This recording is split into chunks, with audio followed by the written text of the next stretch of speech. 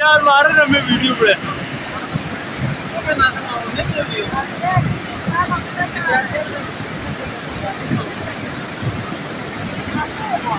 हाँ।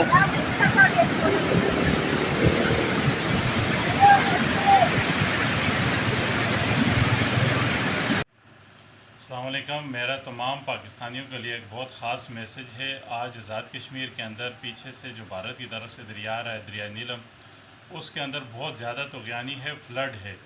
ये वीडियो मैं शेयर कर रहा हूँ, इसकी ख़ास उम्मीद है गवर्नमेंट ऑफ पाकिस्तान के लिए ख़ास तौर पे एक अलमिया है।